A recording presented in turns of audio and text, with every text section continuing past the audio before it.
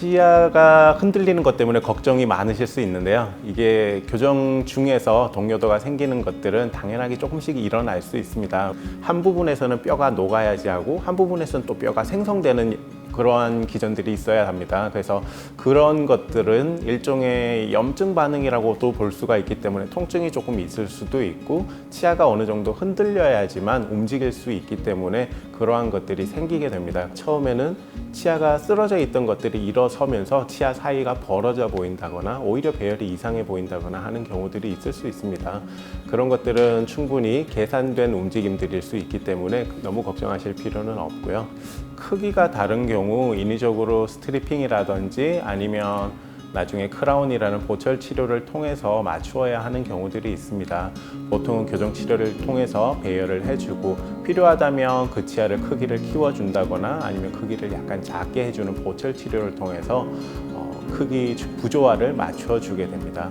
문제가 일으키지 않을 정도의 한계 내에서 그러한 것들을 행해주게 됩니다. 그래서 치아 모양을 어느 정도 교정 치료를 하면서 다듬어 줄 수 있는 여지가 있으니까 한번 또 체크해 보는 것이 좋겠습니다.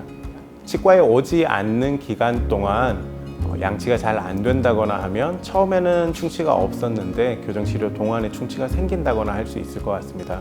필요한 경우는 장치물을 떼서 충치 치료를 하고 다시 교정 치료를 한다거나 아니면 장치물을 뗄 필요가 없는 경우 같으면 그대로 충치 치료를 하고 다시 교정 치료를 계속 진행할 수 있기 때문에 충치 치료는 중간중간 관리도 해 주어야 하고 치료가 필요하다면 들어가야 할 것 같습니다. 환자들이 내원을 잘 안 하시는 경우들이 있습니다. 그러면 치아가 움직이는 것들이 의사가 원하는 대로 움직이지가 않기 때문에 오히려 좋지 않은 부작용들이 일어나서 치아를 뽑은 공간이 저절로 어금니가 앞쪽으로 온다거나 해서 메꿔지게 되는 경우들이 있습니다. 이런 경우들은 당연히 공간이 부족하기 때문에 다시 앞니가 들어가는 돌출입 교정에서는 별로 좋지 않은 결과를 나타낼 수 있습니다. 영구치가 부족한 경우들이 제일 많은 경우들이 작은 어금니에서 일어납니다.